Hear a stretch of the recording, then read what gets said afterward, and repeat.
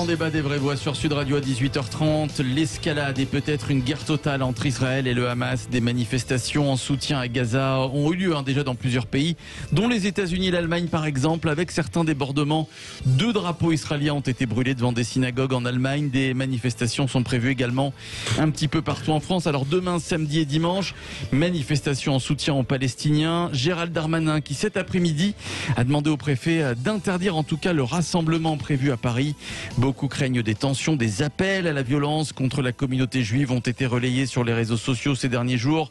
Faut-il craindre une importation du conflit en France? Twitter, YouTube pour voter, vous dites oui à 82%. Et le 0826 300 300 pour venir en débattre avec nous. On va vous écouter dans quelques instants. Voici le grand débat des vraies voix. Sud Radio, les vraies voix. Le débat est ouvert. Et le débat est ouvert, le grand débat avec Philippe Bilger, Stella Kamga, Xavier Denamur et notre invité François Pupponi, député Modem du Val d'Oise, ancien maire de Sarcelles. Bonsoir monsieur Pupponi. Bonsoir. Bonsoir à vous, bonsoir monsieur le député. Je vous présente Philippe Bilger, que vous connaissez évidemment, Xavier Denamur, Stella Kamga. Alors évidemment, vous étiez maire, je crois, maire de Sarcelles en 2014, voilà, au moment de la guerre de Gaza. C'était à l'été 2014 et vous avez été témoin de violences à Sarcelles. Racontez-nous ce que vous avez vu à l'époque, il y a 7 ans, François Pupponi. C'était à peu près les mêmes circonstances. Il y avait des événements graves à Gaza et donc il y a eu des manifestations à Barbès interdites qui avaient dégénéré et quelques jours après, des Sarcellois, des gens que nous connaissons parfaitement, ont proposé une manifestation à Sarcelles qui passait comme par hasard devant la synagogue de la ville, ou en tout cas à proximité. Et le préfet a pris un arrêté d'interdiction, mais très tardif, le vendredi pour le dimanche, et il a quand même autorisé l'organisateur à se rendre à la gare, là où il y avait le rendez-vous pour la manifestation, pour qu'ils disent aux manifestants de rentrer chez eux. Et en fait, les manifestants n'ont bien entendu pas obtempéré, et ils se sont dirigés comme une horde sauvage sur la synagogue. Alors les CRS qui avaient été mis en place ont protégé la synagogue, mais on a entendu des cris de mort aux Juifs, on vous brûlé, mort à Israël. Et quand ils n'ont pas pu attaquer la synagogue, ils ont saccagé la ville et attaqué tous les commerces tenus par des membres de la communauté juive dans un centre commercial à proximité de la synagogue. C'était donc en juillet 2014. Oui. Alors, avant le conflit en 2014, ça se passait plutôt bien entre la communauté juive de Sarcelles, alors qu'évidemment, il y a beaucoup moins de juifs à Sarcelles et la communauté musulmane. Oui, non mais ça continue à bien se passer, ça se passait bien avant, ça continue. Là c'était vraiment les réseaux pro-palestiniens avec un certain nombre de délinquants qui ont décidé d'attaquer. C'est ce qui se passe aujourd'hui. Les communautés entre elles se respectent complètement. Le problème, c'est quand il y a des réseaux liés soit à l'islam radical, soit aux pro-palestiniens qui sont là pour en découdre et qui sont là pour attaquer. Et ce n'est pas la communauté musulmane qui est attaquée. Ce sont des réseaux qui sont complètement structurés. Ils l'étaient déjà en 2014. Et alors, je ne vous dis pas aujourd'hui en 2021, ils sont non seulement très structurés, mais très influents. Pour finir, avant de donner la parole aux vraies voix, est-ce que vous craignez alors qu'il se passe la même chose aujourd'hui, François Pupponi ? La crainte, elle est réelle. Vous savez, la tension, elle est palpable. La crainte, elle est réelle. On voit sur les réseaux sociaux. Il y a d'ailleurs quelqu'un qui a lancé un tweet il y a 2 jours en disant allez dans le quartier juif à Sarcelles. Donc on a porté plainte contre l'individu, mais bien entendu que la crainte, elle est réelle. Ce que l'on sait, mais quasiment de source d'une manière certaine, c'est qu'il y aura au mieux des cris de mort aux Juifs et mort à Israël, et au pire des dégradations et des attaques. Mais on sait que lorsqu'il y a une manifestation comme celle-là, c'est toujours un déversoir de haine vis-à-vis de la communauté juive et d'Israël, et je pense que le ministre de l'Intérieur a eu entièrement raison de prendre un arrêté d'interdiction puisqu'il y a un risque certain de trouble à l'ordre public. Oui, alors rassemblement, manifestation à Paris, mais il y en a d'autres, samedi et dimanche dans plusieurs villes de France. Philippe Bilger. Monsieur le député, comme vous connaissez très bien cette terrible problématique, à votre avis, pourra-t-on un jour apaiser l'incidence de ce qui se passe là-bas et qui est terrible en ce moment sur la vie française? Comment faire pour que il y ait une forme d'apaisement qui puisse se créer alors qu'on a l'impression d'une sorte de fatalité qui transporte forcément le conflit israélo-palestinien sur notre sol et dans l'affrontement de, non pas des communautés, comme vous venez de le dire, mais d'individus qui cherchent à en découdre en prenant cela pour prétexte. Ben, c'est bien le problème, vous avez raison. Aujourd'hui, si nous étions capables en France, qui a un rôle particulier vis-à-vis de ce conflit, compte tenu de la proximité de notre pays, à la fois avec Israël, mais avec les Palestiniens également. Si nous étions capables d'aborder le problème sans l'importer sur le territoire national, bien sûr que l'on pourrait même œuvrer pour la paix. Mais comme vous le dites, une grande partie des membres de la communauté juive de France ont des parents, des enfants, des proches qui vivent en Israël. Moi, j'ai appelé tous mes amis qui sont là-bas, donc ils vivent sous les bombes. Et après, les réseaux proches de la Palestine ou de l'islam radical essayent d'importer le conflit dans notre pays pour dire, vous voyez, de toute façon, tout ça c'est contre les musulmans, la France accepte, la France coopère avec Israël, et donc on est là pour tuer des musulmans. Voilà, donc tant que des réseaux importeront le conflit, nous ne pourrons pas sereinement essayer d'œuvrer pour la paix. Parce que tout devient une récupération nationale qui, bien entendu, n'est pas prompt à faire en sorte que les choses se passent avec apaisement. Oui, Xavier Denemur. Oui, alors moi j'entends, ça fait des décennies qu'il y a un conflit en Israël avec les Palestiniens et que ici en France les gens prennent parti. Alors s'ils sont musulmans, effectivement ils pensent qu'ils sont quasiment palestiniens, et s'ils sont juifs, des fois certains pensent qu'ils sont carrément israéliens. Je rappelle qu'on est juif en France, on n'est pas israélien, et on est musulman en France, on n'est pas palestinien. Et que il est clair que débattre dans une démocratie comme la France laïque, c'est permettre de débattre. On peut débattre du conflit en Israël. En Israël, il y a un problème. Il y a vraiment un problème de deux communautés, de l'État d'Israël pour permettre une cohabitation réelle. Ça a failli se passer, mais ça s'est pas passé. Et donc, nous, ce qu'on doit veiller dans ce pays, c'est qu'on puisse en débattre. En débattre, ça veut dire ne pas se battre entre nous. C'est-à-dire de vivre, je dirais, en bonne intelligence, en communauté, musulmans, juifs, etc., laïcs, etc. Et ça permet à ce moment-là d'éviter des débordements. Moi, tu vois, j'ai ramené deux choses pour montrer. C'est un livre qui s'appelle Jérusalem. C'est un livre de Ottolenghi, qui est un Israélien, et de Sami Tamimi, qui est un musulman, qui est libanais. Ils ont écrit un truc, je reviens à la bouffe, ils ont fait un truc sur la nourriture ensemble, parce que ce qui nous lie, il y a plus de choses qui lient les Palestiniens et les Israéliens, ou les musulmans, ou les Arabes, parce que c'est les musulmans et les Arabes, c'est pas tout à fait pareil. Et je dis encore un autre livre, tu vois, c'est la 4e couve de mon livre, c'est la scène avec des musulmans, des juifs, etc. On est tous ensemble, on travaille ensemble. Ce pays, la France, c'est cette possibilité de vivre ensemble, donc d'importer ce prétexte, parce que c'est des minorités qui importent, qui en parlent, c'est des minorités de gens qui tout d'un coup ils se sentent presque palestiniens, mais ils n'ont rien à voir, ils connaissent même pas souvent l'origine du conflit, et effectivement il y a un vrai problème, et moi je ne défends pas ni beaucoup peut-être plus les Palestiniens que le gouvernement israélien, et je pense qu'en Israël, énormément d'Israéliens sont contre la politique menée actuellement face à l'État palestinien. Stella, on vous a pas entendu, Stella Kamga. Et je vous donne la parole à François Pupponi juste après. Quand je confirme, je confirme ce que vous venez de dire par rapport aux minorités et les groupes radicaux, enfin les groupes qui sont liés à l'islam radical qui instrumentalisent ce conflit. Je sais pas si vous, après ça c'est plus ma génération, si vous avez TikTok, depuis 48 heures, il y a des vidéos mais de haine, je n'avais jamais vu ça de ma vie, de jeunes garçons, de jeunes de façon générale, garçons et filles, qui appellent à la haine, qui appellent au meurtre, qui appellent au choix de mettre Israël à feu et à sang. Mais quand vous voyez la tranche d'âge, mais c'est ça qui est surprenant, c'est que ça va maximum, on va dire quoi, de 14 à mon âge, quoi. C'est quand même énorme que des jeunes réussissent à faire des vidéos comme ça et à écrire dans leurs vidéos je préfère Israël ou je préfère la Palestine, à mort Israël. Et j'étais choquée en tout cas de voir les messages. Ensuite, c'était, je sais pas si vous le connaissez, Julien Baloul, qui a fait des tweets et qui expliquait que lui aussi, il est menacé. Alors lui c'est un journaliste de la chaîne I24 qui se trouve en Israël. Qui est arrivé Julien à Baloul, Paris, justement. Qui est un Français franco-israélien. Il a dû arriver à Paris aujourd'hui avec ses filles. Normalement, son voyage était prévu pour lui seul, mais depuis les récents événements, sa vie est en danger, la vie de sa famille est en danger, donc ils ont dû voyager.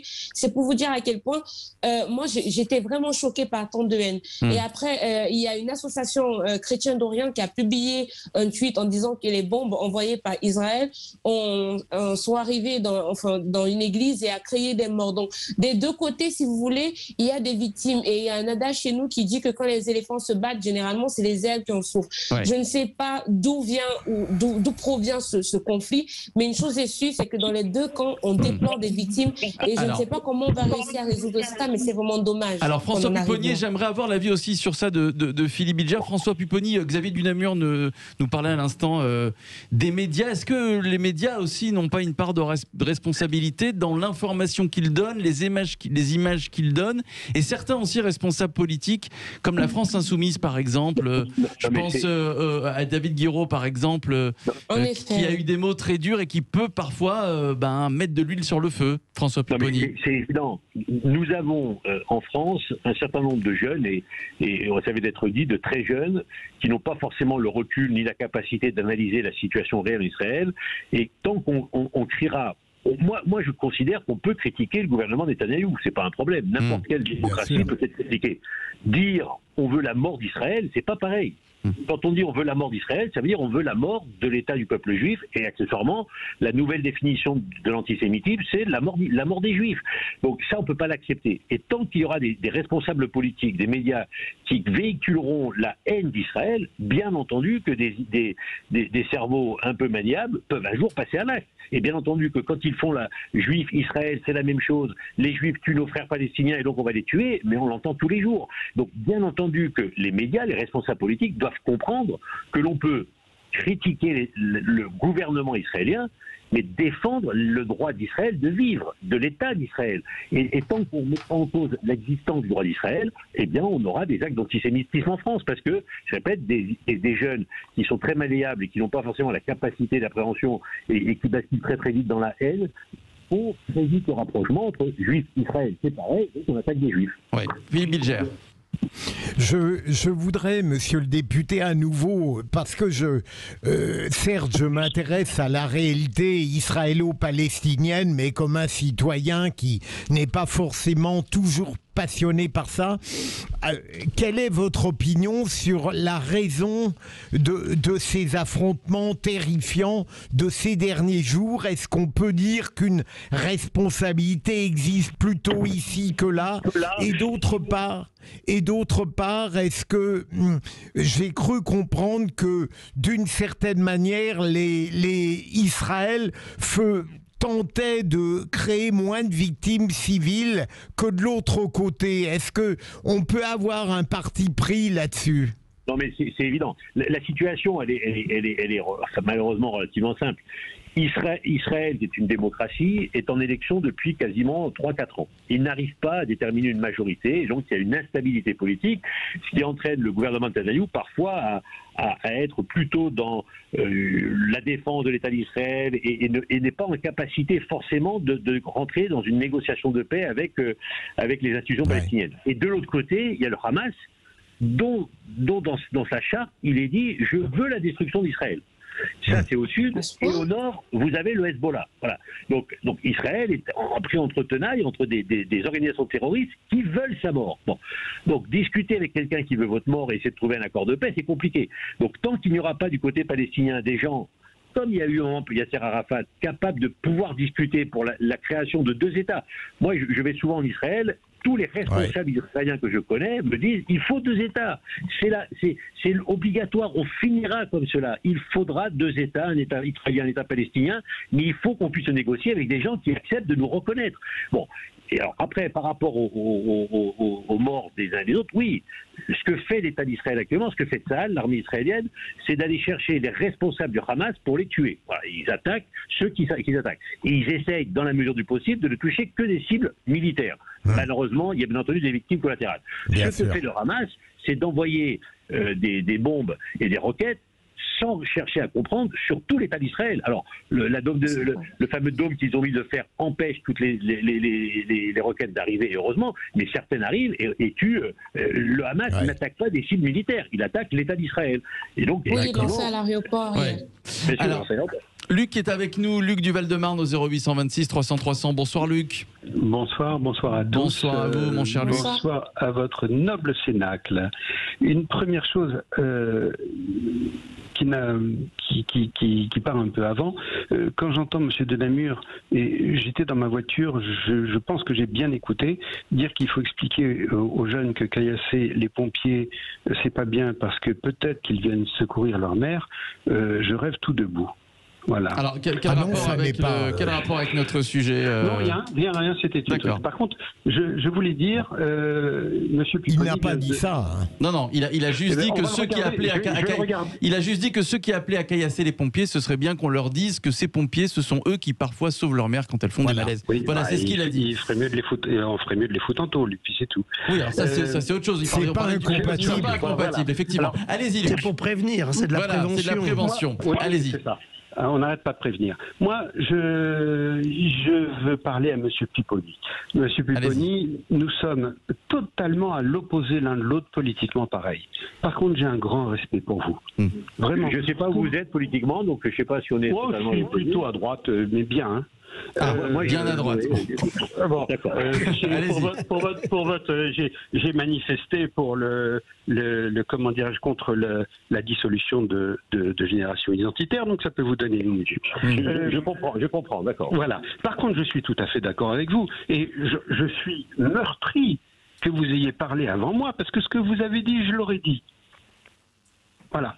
Vous avez été témoin de guérilla urbaine en 2014, à l'époque de cette intifada et autres. Et moi, là où je vous rejoins, c'est que personne ne comprend ce débat. Personne ne le comprend. Allez demander aujourd'hui à quelqu'un quelles sont les raisons du conflit israélo-palestinien. Personne ne le sait. Plus personne ne le sait. Et quand vous allez dans les banlieues, et que vous, comme vous l'avez dit tout à l'heure, la plupart des gamins qui vont manifester, ils savent même pas où est la Palestine, ils savent même pas où est Israël. C'est le no man's land complet. Et moi, je vais vous dire une chose, parce que je suis un garçon pervers et que j'ai mauvais fond. Je pense, si vous voulez, que la France devient un terrain vague. La France devient un terrain vague où toutes les comment dirais-je, les rébellions, tout un tas de choses viennent s'affronter parce que nous ne faisons rien pour garder notre manque d'autorité, quoi. Manque d'autorité, c'est ce que vous dites. Alors, il nous reste peu de temps, Luc, on va juste laisser réagir quand même François Pupponi sur tout ce que vous avez dit. Et c'est vrai, François Pupponi, que malheureusement ceux qui manifestent, une grande majorité, ne connaissent rien à l'histoire d'Israël et de la Palestine, en tout cas des 50 dernières années. C'est vrai, hein, François Pupponi. La grande majorité des manifestants, je vous confirme. Eh oui. Voilà. Et, par contre, ceux qui donnent les mots d'ordre, qui organisent, eux, ils savent exactement ce qu'ils font. Et sincèrement, pour un peu les connaître, ils ne le font pas pour protéger les Palestiniens. Ça, c'est une excuse qui se donne. Ils le font pour, dans notre pays, récupérer un certain nombre de jeunes à leur profit, avec une vision politique qui est double, qui est à la fois d'exister politiquement dans notre pays, mais également de mettre la pression sur le gouvernement français pour qu'il arrête d'être, parce qu'on est quand même là aussi pour aider Israël, d'arrêter d'aider Israël. Donc il y a une volonté de géostratégie et de géopolitique, et puis il y a une volonté politique nationale, s'imposer auprès des élus. Et on voit, moi je le constate, je suis élu depuis maintenant plus de 25 ans, comment politiquement les partis les uns et les autres, en particulier à gauche, pas seulement la France Insoumise, mais maintenant, par exemple, le Parti Socialiste. Il y a 20 ans, le Parti Socialiste était plutôt un parti, moi je l'ai quitté un peu pour ça, c'était un parti qui défendait l'État d'Israël. Aujourd'hui, il n'y a quasiment aucun responsable politique socialiste qui a pris une position pour défendre l'État d'Israël. Donc petit à petit, la pression électoraliste monte, et les partis de gauche, dans leur globalité, sont en train de rejoindre ce camp. Ouais. Et ce qu'on appelle globalement l'islamo-gauchisme. Et donc tout ça est mêlé. Donc à la fois, il y a une volonté d'influer sur la politique internationale de la France, mais également sur la politique nationale. Et on voit bien, moi je le vois à l'Assemblée nationale, comment les camps ont basculé d'un côté et de l'autre. Voilà. Et donc des manifestations, je le rappelle, qui sont prévues ce week-end dans toute la France. Alors sauf à Paris, où le ministre de l'Intérieur, Gérald Darmanin, a demandé au préfet de l'interdire. Merci à vous, François Pupponi, ancien maire de Sarcelles, député MoDem du Val d'Oise. Oui. une précision, en 2014, la manifestation de Barbès et celle de Sarcelles étaient interdites, elles ont eu lieu. Oui, c'est vrai. Ça n'a pas C'est empêché vrai. les On verra ce organisateurs week-end. de dire On verra ce Voilà. week-end. Vous avez raison. Voilà. Effectivement, le grand débat des vraies voix à réécouter en podcast sur notre site sudradio.fr, l'application Sud Radio, à regarder en vidéo sur notre chaîne YouTube dans quelques minutes. C'est le clin d'œil des vraies voix avec Jean-Marie Bordry. À tout de suite.